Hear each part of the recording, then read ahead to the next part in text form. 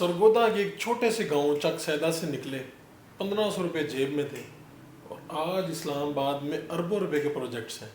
ये सब कुछ हासिल कैसे किए? देखिए, बहुत शुक्रिया फ़रीद भाई, आपने मौका दिया। और मैं बेसिकली 2002 में अक्टूबर 2002 में मैं इस्लामाबाद मैंने सोचा। और आने की भी एक बड़ी ख़ास वजह ये थी कि मैं शुरू से जॉब नहीं करना चाह रहा था। मेरा शुरू से बचपन से एक शौक़ था कि मैं बिज़नेस करूं। तो ये शुरू शुरू से ही मेरा एक शौक़ था बिज़नेस। और उसी वजह से मैं, चूँकि मेरे पास सरमाया नहीं था गांव में, मैं सोचता था कि यार यहाँ पे मैं कोई छोटा मोटा अगर बिज़नेस करूँगा तो लोग क्या कहेंगे कि यार वो देखो फ़लाँ का बेटा जो है वो ये कारोबार कर रहा है। तो मैंने एक दिन प्लान बनाया शाम को, मैंने कहा यार मैं किसी बड़े शहर में चला जाऊँगा। और उस वक़्त मेरी 19 साल एज थी। और मैंने सोचा कि लाहौर जाता हूँ। फिर मैंने देखा कि लाहौर के अंदर तो मेरे कुछ दोस्त हैं, कुछ हमारे गांव के लोग जो हैं वो ऑलरेडी लाहौर के अंदर हैं, तो वो देखेंगे। रावलपिंडी इस्लामाबाद का मैंने नाम सुना हुआ था, तो इधर मेरा कोई दोस्त नहीं था। मैंने कहा यार मैं बड़े शहर में चला जाऊँगा और जो भी करूँगा किसी को कुछ पता नहीं चलेगा कि यार ये फ़लाँ का बेटा जो है वो छोटा काम कर रहा है या बड़ा काम कर रहा है। तो मैं अर्ली स्टेज से एक शुरू करना चाह रहा था।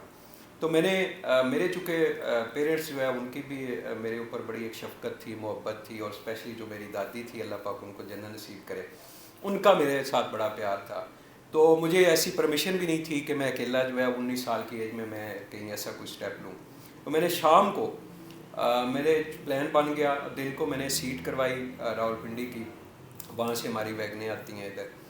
और शाम को मैंने अपना जो छोटा सा एक बैग पैक किया और उसमें 2 सूट मेरे पास कपड़े थे, 1500-1700 रुपये मेरे पास थे। और मैं अब अल्लाह पाक से दुआ कर रहा था कि सुबह जो फजर की अज़ानें हैं, चूँकि उस वक़्त वालिद साहब भी उठ जाते हैं नमाज के लिए, तो उनसे पहले जो है मेरी आँख खुल जाए ताकि मैं जो है उनको बताए बगैर या चुपके से मैं निकल जाऊँ, बस में बैठ जाऊँ। और मैं 3-3:30 बजे मेरी आँख खुली, 5 सवा 5 बजे उधर से वैगन चली और मैं चुपके से इस्लामाबाद पहुँच गया। इस्लामाबाद पहुँचा तो मैं सुबह का टाइम था और यहाँ पे इस्लामाबाद चूँकि आपको पता है 9-10 बजे सुबह होती है। और मैंने एक फ्रूट वाले से पूछा, मैंने कहा यार यहाँ पे इस्लामाबाद G9 में पहुँच गया। कोई मुझे नहीं पता था G9 का और इन चीज़ों का। तो मैंने एक फ्रूट वाले से पूछा, मैंने कहा यार यहाँ पे रहायश का क्या सिस्टम है, तो मैं यहाँ पे रहने को सोचा। तो उसने कहा जी वो सामने देखो, वो सामने प्रॉपर्टी वाले हैं, आप उनके पास चले जाओ। तो मैं गया वहाँ पे, और वहाँ पे जो ऑफिस के ओनर थे वो सुबह सुबह अपने ऑफिस की सफाई वगैरह कर रहे थे। तो मैंने उनसे पूछा, मैंने कहा सर मुझे रहायश चाहिए यहाँ पे इस्लामाबाद के अंदर। तो उन्होंने मुझे कहा कि F10 सेक्टर जो है वहाँ पे आपको 50,000 के ऊपर घर मिल जाएगा और फलां सेक्टर जो है वहाँ पे आपको 40,000 का मिल जाएगा। तो मैंने उनको कहा कि मैं जो है वो इतना बड़ा सरमायादार नहीं हूँ, मुझे तो कुछ सर्च पाने के लिए जगह चाहिए, मैं तो कुछ करने के लिए आया। तो उन्होंने मुझसे पूछा कि कौन हो भाई, कहाँ से आए हो, क्या करने आए हो। तो मैंने उनको बताया कि मैं घर से भाग के नहीं आया, अलबत्ता मैं कल कश्तियाँ अपनी जला के आया हूँ और मैं कुछ करना चाहता हूँ। तो वो बड़ा हैरान हुए, उन्होंने कहा कि यार ऐसे इतने बड़े शहर के अंदर आप आए हो, आप फर्स्ट टाइम आए हो, आपके पास इतनी क्वालिफ़िकेशन नहीं है, आपके पास सरमाया नहीं है, तो कैसे ये सारा काम करें। मैंने कहा जी आप मुझे कोई रहायश का बंदोबस्त करके दें, आगे अल्लाह पाक करम करेगा, इंशाल्लाह मैं करूँगा। तो उन्होंने कहा कि आप हमारे पास ही जॉब कर लें। तो मैंने कहा जी आपके पास क्या जॉब है। उन्होंने कहा जी एक तो हमारे पास ऑफिस बॉय नहीं है और आप वो काम भी करेंगे, साथ उनका हज उम्रा और ये रियल एस्टेट का काम था, तो उनकी फ़ाइल वर्क बहुत ज़्यादा होता था। तो मुझसे उन्होंने हैंड राइटिंग टेस्ट लिया और वो अल्हम्दुलिल्लाह मेरी राइटिंग वैसी अच्छी थी। तो उन्होंने मुझे अपने पास जो है वो जॉब के लिए जगह दे दी। 1500 रुपये मेरी उस वक्त तनख्वाह होती थी और 500 रुपये उसमें मैं बेड शेयरिंग, एक रूम शेयरिंग पे मैंने 500 रुपये एक बेड का मैं पे करता था। पीछे मेरे पास 1000 रुपया पूरा होता था, जिसमें मैं पूरा महीना जो है वो खाना खाता था। और आप सोच लें खुद वो 1000 में कैसे जो है वो मैं मैनेज करता था, बड़ी मुश्किलात आई। तो ज़िंदगी चेंज कैसे हुई कि एक ऑफिस बॉय एक बड़े ग्रुप का CEO तक कैसे पहुंचा? टर्निंग पॉइंट क्या था?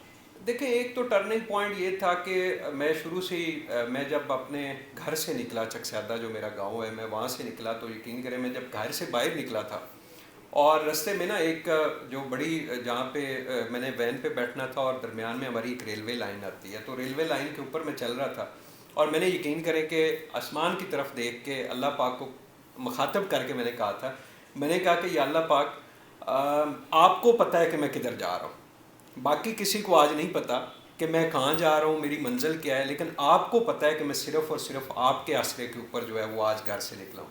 और यकीन करें, मैं जब इस्लामाबाद पहुँचा, इतने बड़े शहर के अंदर, 15 मिनट के अंदर मेरी पहली जॉब हो गई।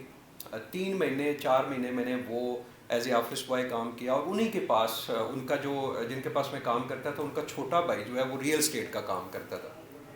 तो मैं उसका जो है वो मोटरसाइकिल धोता था, इस वजह से कि वो मुझे साथ जो है वो जब रियल स्टेट के कामों के लिए निकलता था तो वो मुझे साथ लेके जाए, और ताकि मैं सीख सकूं कि रियल स्टेट का काम कैसे होता है।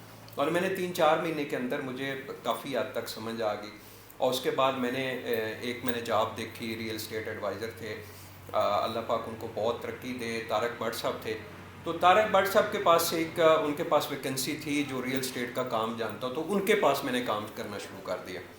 तो वहाँ से मैंने इस सफ़र का आगाज़ किया, और आज मैंने इस रियल स्टेट के शोबे में बहुत कुछ सीखा है। मैंने पैसा तो एक अल्लाह पाक की तरफ से है, वो जब आपकी किस्मत में हो, जितना आपकी किस्मत में हो वो आपको मिलता है। मैंने रियल स्टेट के शोबे को सीखा है कि इसके अंदर हो क्या रहा है, कैसे लोग जो है वो इसमें बचत करते हैं, अपनी प्रॉपर्टी कैसे बनाते हैं। तो ये सारी चीज़ें मैंने अल्हम्दुलिल्लाह टाइम के साथ सीखी हैं।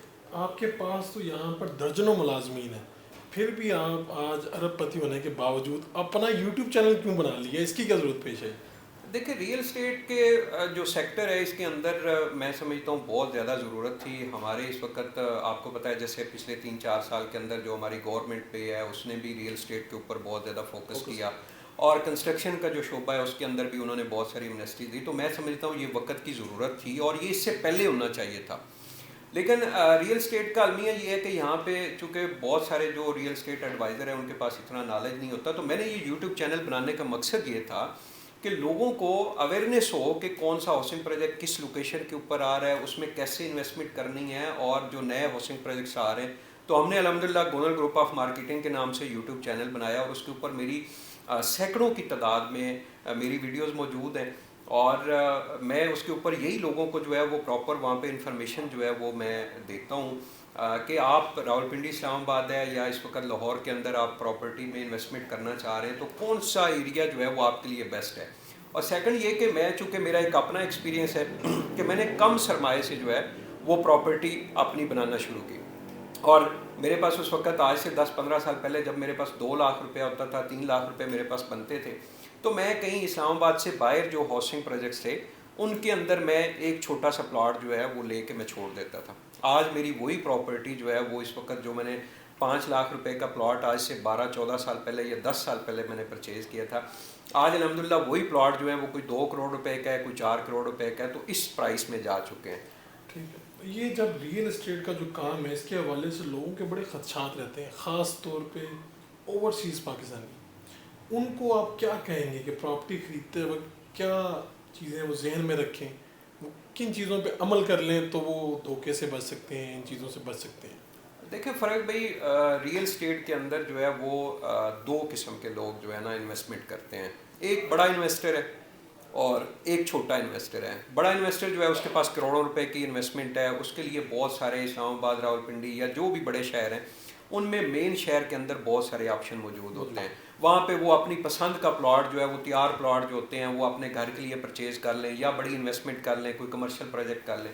लेकिन एक जो है वो छोटा इन्वेस्टर है, जैसे मैं खुद था किसी टाइम में, तो उनके लिए मेरा बेसिकली फोकस ही उन लोगों के लिए है कि जिनके पास कम सरमाया है। मैं उनके लिए नए नए जो चीज़ें हैं मेरे जो यूट्यूब चैनल है उसके ऊपर भी मैं वीडियोस अपलोड करता रहता हूँ। और इस वक्त 2 ओवरसीज़ पाकिस्तानी जो है उनके पास भी ज़्यादा सरमाया नहीं होता, और वो भी जो 2-4-5-6 महीने थोड़े थोड़े करके वो पैसे जमा करते हैं, वो रियल स्टेट सेक्टर में इन्वेस्टमेंट करते हैं।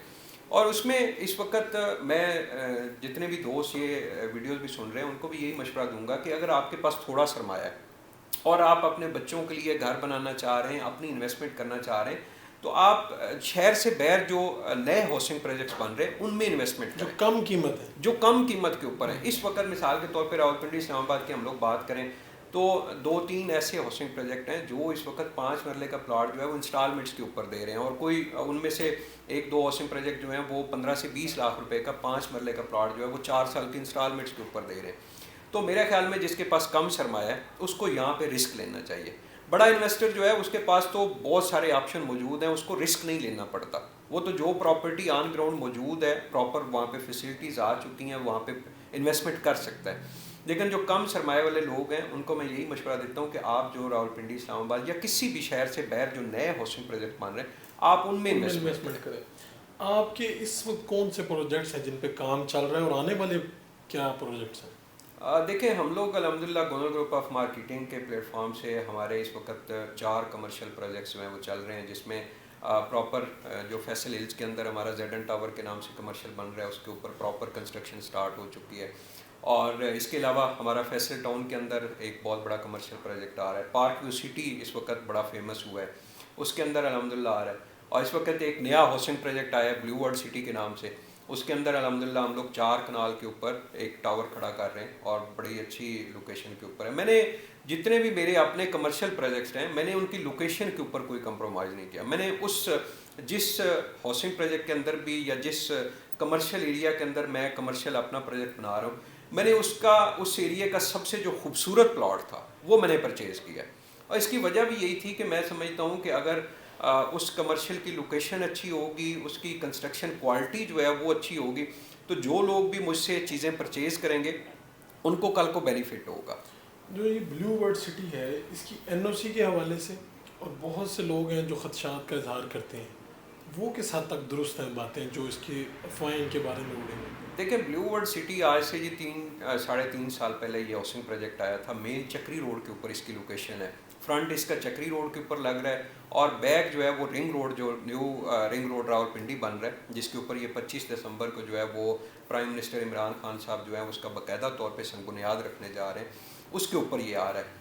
और ब्लू वर्ल्ड सिटी स्टार्टिंग में इन्होंने चूँकि एक जो विजन दिया था कि हम इसको वर्ल्ड टूरिस्ट डेस्टिनेशन के नाम से इसको एक फेमस हाउसिंग प्रोजेक्ट बनाएंगे, और उन्होंने उस वक्त कहा था कि हम इसको 1 लाख कनाल के ऊपर लेके जा रहे हैं। जो इस वक्त आप साइट विज़िट करेंगे इंशाल्लाह, तो आप देखेंगे कि वहाँ पे 25 से 30 हज़ार कनाल के ऊपर वहाँ पे डेवलपमेंट हो रही है। एनओसी के वाले से आपने बात की है, देखें कोई भी जो नया हाउसिंग प्रोजेक्ट आता है उसको स्टार्टिंग में एनओसी नहीं मिलता। और ब्लू वर्ल्ड सिटी की थोड़ी सी बैड लक ये समझ लें कि स्टार्टिंग में जब ये हाउसिंग प्रोजेक्ट स्टार्ट हुआ था तो इसके ख़िलाफ़ जो रावलपिंडी, इस्लामाबाद के जो बड़े बड़े हाउसिंग प्रोजेक्ट्स के मालकान थे, चूँकि इन्होंने बड़ी रिजनेबल प्राइस के ऊपर प्लॉट लोगों को देना शुरू किए, तो जो बड़े लोग थे उनको लगा कि हमारी हुक्मरानी ख़त्म हो जाएगी, और उस वजह से उन्होंने इस हाउसिंग प्रोजेक्ट के ख़िलाफ़ जो है वो बड़ी ज़ोर शोर से इसके ख़िलाफ़ जो है उन्होंने लॉबिंग की और इसके ख़िलाफ़ रूमर्स फैलाई, जिस वजह से ब्लू वर्ल्ड सिटी फेमस हो गया। और ब्लू वर्ल्ड सिटी के बजाय उससे नुकसान होता, उसको उल्टा फ़ायदा हुआ।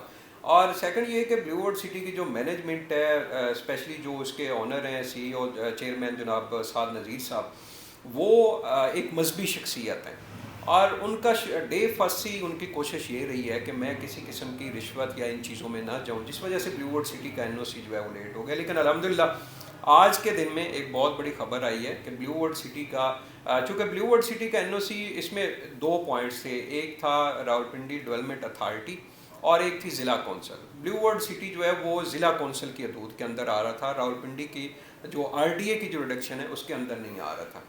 तो पहले एक केस चल रहा था जिसमें रावलपिंडी डेवलपमेंट अथॉरिटी जो है वो इसको कर रही थी कंसीडर कि हम ये हमारी हदूद में है, और आज अल्हम्दुलिल्लाह उसका फ़ैसला आ गया, और ब्लू वर्ल्ड सिटी को ऑलरेडी डिस्ट्रिक्ट कौंसिल से जो है वो 2018 में एनओसी मिल चुका है, तो और वैलिड हो गया। अब वो वैलिड हो गया। तो ब्लू वर्ल्ड सिटी को इससे पहले जिन लोगों ने भी इन्वेस्टमेंट किया, आज के दिन में उनकी इन्वेस्टमेंट जो है आप ये समझे कि डबल हो गई है, क्योंकि पहले उस हाउसिंग प्रोजेक्ट की जो जिन लोगों ने इन्वेस्टमेंट की थी, रीसेल उतनी नहीं थी। आज जब ब्लू वर्ल्ड सिटी का एनओसी आया, ब्लू वर्ल्ड सिटी ने बड़े रिजनेबल प्राइस के ऊपर प्लॉट दिए थे। शुरू में 8 लाख रुपए को उन्होंने प्लॉट दिया था 5 मरले का, और वो भी 4 साल के इंस्टॉलमेंट के ऊपर। साइड के ऊपर उनकी इतनी ज़बरदस्त डेवलपमेंट हो रही है, अभी भी उनके पास इंस्टॉलमेंट्स के ऊपर भी ऑप्शन है ब्लू वर्ल्ड सिटी के पास, और उनके पास ऐसे भी प्लॉट हैं कि कोई बंदा अगर इंस्टॉलमेंट पे नहीं लेना चाह रहा, कुछ एरियाज़ उन्होंने कंप्लीट कर दिए हैं, वहाँ पे डेवलपमेंट कंप्लीट कर दिए, वहाँ पे लोग अपनी इंस्टॉलमेंट के बगैर प्लॉट ले सकते हैं। खुद आप ज़ीरो से हीरो बने हैं, क्या कहेंगे जो लोग इस तरफ आना चाहते हैं? क्या जेब में पैसे लेके आएँ, पैसों के बगैर भी रियल एस्टेट में कामयाबी मिल सकती है? देखिए मैं इसमें सिर्फ इतना ही कहूँगा कि पैसों की इसमें ज़रूरत नहीं है, इसमें आपकी मेहनत की ज़रूरत है और मुस्तकिल मिजाजी के साथ मेहनत है। रियल एस्टेट का शोबा ऐसा है कि इसमें आप 2-4 साल के अंदर आपको कामयाबी नहीं मिलती, इसमें आपको टाइम चाहिए। और सबसे ज़्यादा ये कि आप क्लाइंट्स को अच्छी सर्विसेज दें। हमारा अल्हम्दुलिल्लाह गोनल ग्रुप ऑफ मार्केटिंग इस वक्त लाहौर के अंदर ऑफिस है, रावलपिंडी इस्लामाबाद के अंदर 4 पॉइंट्स के ऊपर हमारे ऑफिस मौजूद हैं, और कोयटा में, पेशावर में हमारे अल्हम्दुलिल्लाह ऑफिस हैं। और हमारा एक ही पॉइंट के ऊपर फोकस है कि हम लोग अपने क्लाइंट को सर्विसेज देते हैं। आप एक क्लाइंट को अच्छी सर्विसेज देंगे तो डेफिनेटली वो अपने दोस्तों को भी बताएगा, अपने अजीज़ो अकारब को भी बताएगा कि यार ये बंदा जो है वो अपनी अच्छी सर्विसेज दे रहा है, और इसके पास अगर आप इन्वेस्टमेंट करेंगे तो आप इतमाद के साथ जो है वो इन्वेस्टमेंट कर सकेंगे, किसी किस्म का नुकसान नहीं होने देगा। आपका group Gondal group of marketing असल में काम क्या करता है? क्या ये लोगों को एडवाइस करता है कि आप यहाँ पर जगह खरीद सकते हैं, या किसी सोसाइटी के साथ मुंसलिक है? बेसिकली मेरे गोनल ग्रुप ऑफ मार्केटिंग के नाम से मेरी मार्केटिंग कंपनी है, और इसके अलावा मेरी 2 कंस्ट्रक्शन कंपनी है, एक जेडन बिल्डर्स के नाम से और एक ओक्टा बिल्डर्स के नाम से। ये मेरी 2 कंस्ट्रक्शन कंपनी है। कंस्ट्रक्शन कंपनीज मेरी जो है वो अपने जो कमर्शियल प्रोजेक्ट्स हैं वो बना रही हैं, और जो गोनल ग्रुप ऑफ मार्केटिंग है ये हमारी basically real estate marketing company है।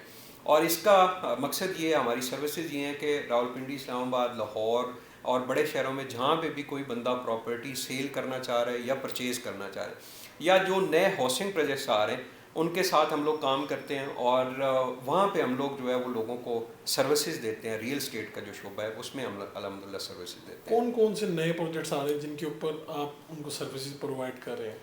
देखिए रावलपिंडी, इस्लामाबाद में इस वक्त 2 हाउसिंग प्रोजेक्ट्स ऐसे हैं जिसमें कम सरमायादार लोग जो हैं वो उसके अंदर इन्वेस्टमेंट, मिसाल के तौर पे अगर कोई जॉब वाले लोग हैं या जिनके पास कम सरमाया है, और स्पेशली जो इंस्टॉलमेंट्स के ऊपर अपनी प्रॉपर्टी बनाना चाह रहे हैं, उसमें इस वक्त एक सिल्वर सिटी हाउसिंग प्रोजेक्ट है। इनको प्रॉपर एनओसी भी मिल गया है, और ये इसकी लोकेशन भी बड़ी अच्छी है। न्यू इस्लामाबाद इंटरनेशनल एयरपोर्ट से साथ ही ठलियाँ इंटरचेंज है, 4 से 5 मिनट की ड्राइव है, और ठलियाँ इंटरचेंज से 3-3.5 किलोमीटर ये मेन गिरजा रोड के ऊपर सिल्वर सिटी के नाम से ये हाउसिंग प्रोजेक्ट आ रहा है। 10 से 15 हज़ार कनाल इनके पास लैंड मौजूद है, और ये बड़े रिजनेबल प्राइस के ऊपर 4 साल के इंस्टॉलमेंट्स के ऊपर अभी इन्होंने प्लॉट देना शुरू किए हैं, जिसमें उन्होंने जो उनकी प्री लॉन्चिंग प्राइसेस थी वो 20 लाख रुपए थी, और टोटल जो है वो 20 लाख का प्लॉट था, और 12.5% उसकी डाउन पेमेंट थी, और अभी जो उनकी प्राइसेस हैं वो 23 लाख रुपए हैं 5 मरला की।